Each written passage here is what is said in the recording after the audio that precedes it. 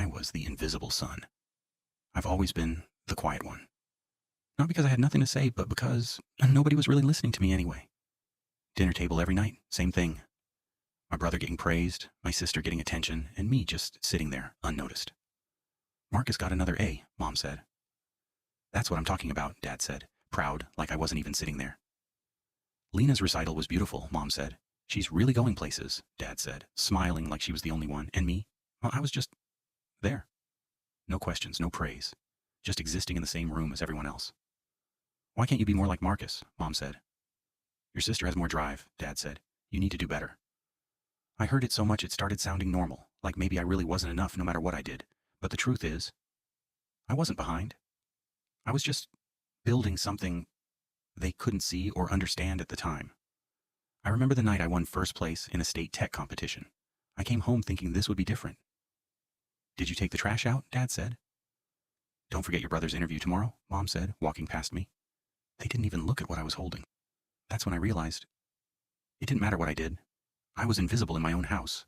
Not ignored on purpose, maybe, but ignored all the same. So I stopped trying to be seen, and I started building in silence, where nobody could interrupt or doubt me. Late nights in my room, teaching myself everything, failing quietly, learning quietly, growing quietly. I'm worried about him, Mom said one night. He's just different, Dad said, like I was a problem to fix. Different. Yeah, I guess I was, just not in the way they thought or cared to understand. Then one day I left. No speech, no argument. I just packed my things and walked out without looking back. Text me when you get there, Mom said. That was it. No hug, no stay. Just that. Life on my own wasn't easy. Nobody cared if I made it. Nobody was clapping or watching me anymore. But at least it was honest. Every win was mine, every failure too. And I kept going no matter what. I worked, I failed, I built. I kept pushing forward until something finally started working for me. Then it grew. Slowly at first, then faster. Until one day, everything changed completely. Money came in, my business took off. People started noticing me, really noticing me for once. Your work is incredible, they said. We believe in you, they told me. Words I never heard at home. Funny how strangers saw something in me that my own family never did all those years. Then one day, my phone rang. Their names popped up like nothing ever happened between us. We're so proud of you, Mom said. We always knew you had it in you, Dad said, like history changed. That almost made me laugh. Not because it was funny, but because it felt unreal hearing that from them. So I went back. Same house, same table, just a completely different version of me sitting there now. They smiled at me like nothing ever happened, like I hadn't felt invisible in that same room for years. Then it came up. Money, helping the family, doing what's right now that I had everything. We're struggling right now, Mom said. You have more than enough, Dad said without hesitation. Don't be selfish, my brother said. That word hit harder than anything else they said that night. Selfish, after everything, after years of being overlooked. That's what they saw me as now. That's when I finally said everything I held in for years. Every feeling I buried and ignored.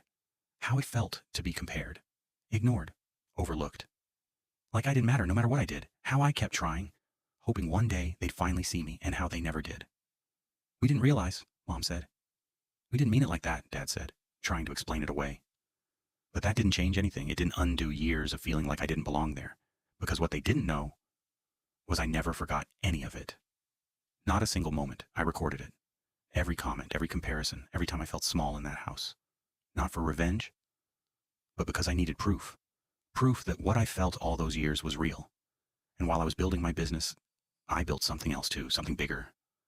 Systems, networks, technology that sees everything, hears everything, remembers everything. Even them. Even that house. Even the moments they thought didn't matter at all. So when they sat there asking me for help, I showed them the truth they never faced. You're not like the others, Dad said in the recording. I don't understand him, Mom said. Their own voices, their own words, the same ones that shaped who I had to become. They looked at me differently after that, like they were finally seeing me for the first time. Why would you keep this? Mom said. Why hold on to it? Dad asked, confused and uncomfortable. And I told them the truth. Because you let me go first when I needed you the most. We're still your family, Dad said. Family should help each other, Mom said, almost pleading. Maybe that's true, but family is supposed to feel like home. And I never had that feeling there. I spent my whole life feeling like a guest in a place I was supposed to belong. So no. I didn't give them money. I didn't give them access. I didn't give them anything. because for the first time in my life, I chose myself instead of waiting to be chosen. I was the invisible son, the one nobody really saw until it was too late. And now, I'm someone they can finally see clearly, but I'm not theirs anymore. Because by the time they finally looked my way, I was already gone.